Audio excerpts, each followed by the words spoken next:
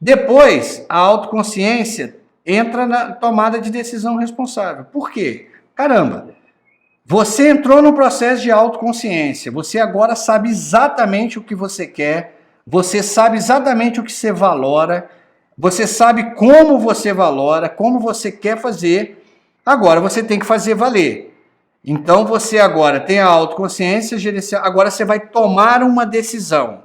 Você está naquele processo, você percebeu a emoção, eu estou trabalhando aqui no caso com a emoção de valência negativa, você percebeu ela e sabe que ela vai disparar um processo todo complexo em você.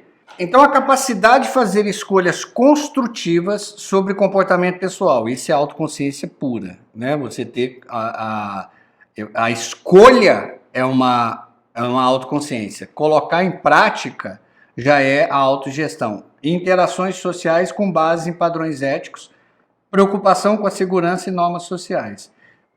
Então, olha a ética aparecendo novamente. Quando eu falei para você, é impressionante. Por que eu fui procurar estudar profundamente a ética? Porque quando você está trabalhando a aprendizagem socioemocional, você começa a esbarrar nela o tempo inteiro.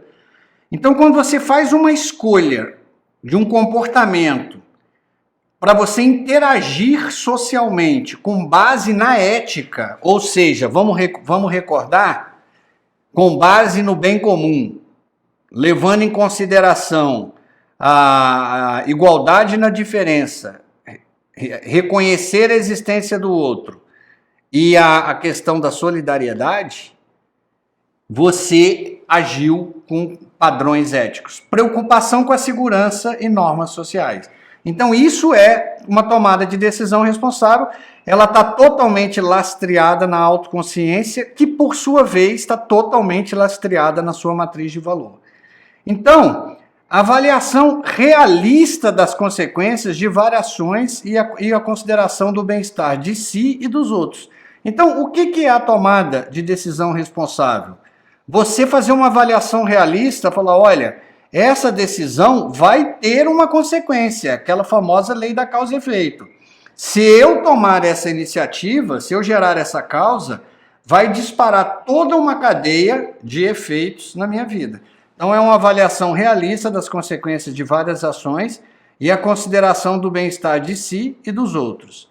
Então vamos resumir o que é uma decisão de tomada de decisão responsável.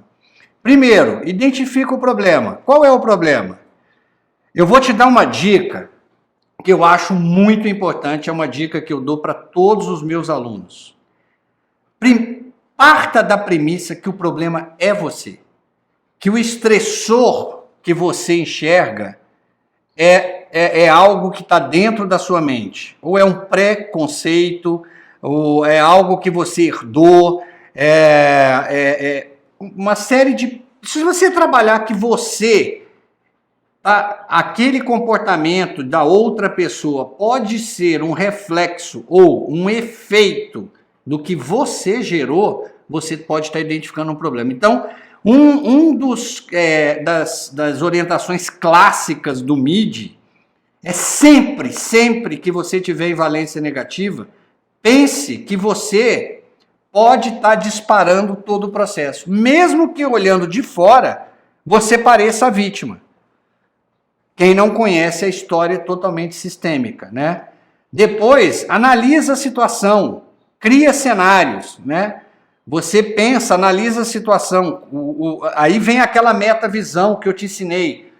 Sai da cena e analisa em terceira pessoa o que pode acontecer. Resolve o problema. O que eu tenho que fazer para resolver esse problema? Quarto, avalia. Está dando certo? Porque às vezes a gente identifica o problema, a gente analisa a situação, cria uma estratégia e a estratégia dá errada. Por isso que eu falei, você vai dizer que não vai cair num buraco, que você vai cair de novo. Por quê? Este é o problema da autogestão. A autogestão, ela é o elo, ela volta para conversar no momento que você está em introspecção. É pela autogestão. Imagina que a autogestão fosse um fiscal que chegasse para o seu eu interior, quando você tiver introspecção e autoconsciência, falou: você lembra aquele problema que você identificou, que você analisou a situação, que você disse que a solução ia ser assim, assim, assim? Não deu certo. Então, no calor das emoções, é muito difícil fazer isso. Por isso que eu falo para as pessoas, a mudança não é fácil. Agora, eu não conheço o método, eu não conheço uma forma, e olha que eu estou te contando uma experiência de vida. E que não só eu fiz, como mais de 6.000 alunos passaram por mim. Fizeram. Tem que ter o momento da introspecção. É nesse momento de casulo criativo, aquela 1 hora mínima que eu estou te pedindo por dia, para você fazer isso aqui, ó. Identificar o problema, analisar, pensar nas soluções, avaliar se está dando certo ou não. É para isso que existe esse processo. Fazer suas reflexões. Está valendo a pena?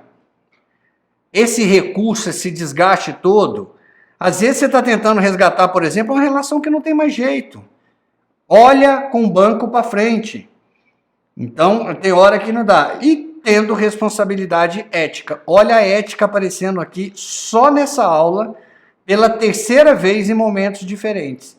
Então, o que é tomar uma decisão responsável? É uma pessoa que identifica um problema, analisa ele com profundidade, busca soluções, avalia se as soluções estão sendo realmente eficazes e eficientes, reflete, não parte da premissa que é uma verdade, que está dando tudo certo, e leva em consideração a ética. Pensa no bem comum, reconhece a igualdade nas diferenças, reconhece a existência do outro e seja solidário. Então, a autogestão, o que fazer em relação aos nossos sentimentos? É o processo de interpretação em nível autoconsciente. Olha onde aqui eu sempre digo que o emocional, depois que perceber o 3º nível da mente, ele tem um salto. É um processo de interpretação em nível autoconsciente, ou seja, você não está nem sendo coordenado pela linha das concepções e nem pela sua aquele 1% a 3%, que é a percepção, que são os 1 a 3% dos pensamentos que você faz durante o dia, que na verdade estão regidos pelas concepções. Então você não está mudando. Então é um processo de interpretação em autoconsciência, onde a mente está coordenando o cérebro.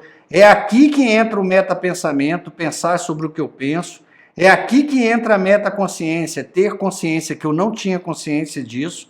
Aqui que entra a metavisão, que você se enxerga em 3ª pessoa. Das raízes de nossas emoções, sentimentos e pensamentos que nos direcionam o comportamento. Então, aquele universo do emocional, ele só é possível trabalhar usando as ferramentas simultaneamente. Elas trabalham de forma integrada. Eu tenho autoconsciência, traço o cenário, a autogestão diz não funciona. Volta atrás, caí no buraco de novo, começa o processo de novo. Por isso que é a automotivação. A autogestão, ela trabalha você no processo de automotivação. Vale a pena, insiste no processo. Então é uma escolha consciente de resistir a uma preferência ou um hábito, em vez disso demonstrar um comportamento mais produtivo. Gente, para você fazer o que você já faz, você não precisa da autogestão. A autogestão é uma competência para você resistir a uma preferência, a um hábito. E que preferência é essa? Que hábito é esse? Hábitos educacionais, heranças da nossa cadeia hereditária, coisas culturais, crenças que nós estamos trazendo aí há 42 gerações. Então é uma escolha consciente de resistir a uma preferência ou um hábito e demonstrar um comportamento mais produtivo. Aí você está em autogestão. E você vai ter uma percepção, alguns alunos meus relatam que quando eles, em autoconsciência, traçam um objetivo de mudança e no processo de autogestão eles conseguem fazer, eles comemoram como se fosse um gol. Às vezes tem até a pessoa do lado, recentemente eu estava falando com uma executiva, ela tinha um problema com o chefe dela, que sempre desequilibrava ela. E ela falou, isso não vai acontecer de novo. E ela, quando percebeu, ela se equilibrou sozinha. Aí, no meio da conversa, ela fez, yes! Aí o cara falou, yes o quê? Ela falou, não, nada não. Foi só um pensamento aqui. O yes dela foi assim, como se ela tivesse feito gol. Ele não conseguiu me tirar do sério hoje.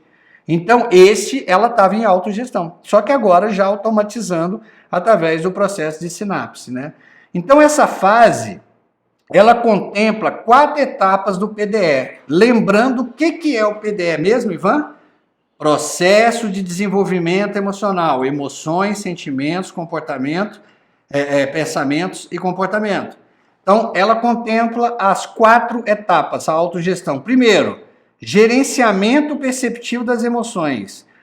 Muitas vezes, os alunos falam, Ivan, eu acho o processo muito complexo. Não é. Não é porque, como nós trazemos esse modelo mental de escola, de decorar tudo, as pessoas querem decorar tudo. Gente, esquece, o emocional, sim, vigia a valência. Se você só observar suas emoções, eu estou em emoção negativa, tem algo errado.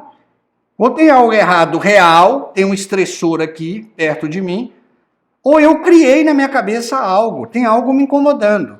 Então você gerencia, eu falo, começa tudo. Se você esquecer do método todo, por onde eu começo, Ivan? Começa vigiando a emoção. Se é valência negativa. Começa a observar quando você entra em valência negativa. Depois, uma motivação concentrada para se atingir uma meta, determinação. Então, é aqui, na autoconsciência, que você percebe, através das emoções negativas, algo que você quer mudar, e aí você concentra. Agora eu tenho uma motivação. Por quê? Porque recurso e recompensa. Eu sei que eu tenho recurso e eu enxergo uma recompensa. Eu vou mudar, né? Então, é uma motivação concentrada para se atingir uma meta. Elabora cenários, né? A hora que você traça cenários. Se eu seguir para o caminho A, vai dar... eu acredito que eu chego em tal lugar. Se eu seguir para o caminho B, você traça, elabora cenário. Não necessariamente eles darão certo. E se adapta. Por quê? Porque eu costumo dizer para os meus alunos que antes de você entrar num processo de autogestão, você deve ter no mínimo 2 cenários, no mínimo. Mesmo que o segundo cenário seja, eu vou ficar calado, vou pegar a chave e vou embora. Mesmo que seja esse. Mas quanto maior o seu nível de autoconsciência, mais você começa a se adaptar mais facilmente a ambientes hostis. Então, na autogestão, em cada etapa é preciso, primeiro, é básico, é fundamental, esteja presente. E o que eu te ensinei no processo do casulo? O que é estar presente? O que é presença? Presença é o ápice da ausência.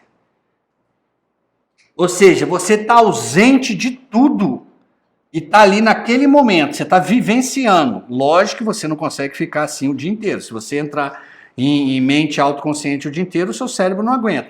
Mas naquele cena que você falou, aquela cena que é agressiva para você, aquela hora que você se comprometeu que naquele determinado momento, ou naquele determinado ambiente, ou com aquela pessoa, você ia assumir uma nova postura, você tem que estar presente. Você tem que estar ali de corpo e alma. Depois, seja autoconsciente. Então, eu estou aqui e elevo a minha mente à autoconsciência. Olha como é que eu entro em autogestão. Primeiro, desconecta do mundo. Esteja presente. Segundo passo, saia da linha da concepção, ultrapassa a percepção e vai para a autoconsciência. Então, você sai do inconsciente, que é a linha de concepção, passa pelo consciente, que é a linha da percepção, e vai para a autoconsciência. A minha mente está regendo a minha vida agora. É extremamente desgastante. Por isso que a mente autoconsciente você usa ela tão pouco, porque ela demanda muito e ela comanda o cérebro. Identifique uma variedade de opções comportamentais. Como eu devo agir, né? Por exemplo, no meu processo, eu cheguei à conclusão com determinados arquétipos, a melhor atitude é dar razão. Não, eu acho que você tem razão. Você sabe o que eu vou pensar e depois te falo? É melhor, porque depois que você está entendendo a complexidade das concepções, você vai discutir para quê? Você vai acabar gerando uma orquestra fisiológica cheia de hormônio, de cortisol, de adrenalina, para nada. Aquela pessoa não vai mudar, ela não quer mudar. Dentro do arquétipo, ela é um cético. Você pode fazer o que você quiser, você pode levar a prova que você quiser, você pode levar uma pesquisa das 3 melhores universidades do mundo para o cara para mostrar que ele está errado. Ele não vai mudar. Para que você vai se desgastar? Então, identifica uma variedade de opções. Para essas pessoas, eu estou disposto a ir. Para essas pessoas, eu vou plantar semente. Para essas pessoas, eu vou insistir. Para essas, eu não vou nem tentar. Você está identificando uma variedade de opções de comportamento. Escolha intencionalmente comportamentos que você acredita serem os mais produtivos. Aqui é uma escolha intencional. Eu cheguei num determinado ambiente, pelo meu processo de autoconsciência, eu percebo que esse ambiente é hostil, eu entro então em autoconsciência e passo a gerenciar meu cérebro. Não é meu cérebro que está me regendo, eu estou regendo ele. Eu estou em meta-pensamento o tempo inteiro, em meta-consciência, em meta-visão. E aí eu vou escolher intencionalmente como é que eu vou me comportar. Por isso que é tão desgastante. Por isso que vai chegar uma hora que eu falei, primeiro, na autoconsciência, você vai analisar muito o quê? Né? Quais comportamentos são hostis para mim. Já na parte da autogestão, não. Aí você já vai lembrar de pessoas, locais, de temas que são hostis para você. Então você fala, bom, se esse tema surgir, como eu vou me comportar? Se esta pessoa surgir, se este comportamento, ou se como é que eu tenho que ir neste local? Às vezes o local que a sua autoconsciência vai mostrar como mais hostil é o local que você trabalha. Às vezes você é funcionário público. Você passou e caiu num departamento que é uma agressão para você. E aí? Você tem 2 escolhas, sair ou aprender a conviver ali. Então é intencional. O seu comportamento e o meu, o que eu mais adotei, o que eu mais oriento para os meus alunos e o que eu mais oriento para você é fique em silêncio. O silêncio é fundamental. Te permite, no casulo criativo, criar uma estratégia mais inteligente do que brigar.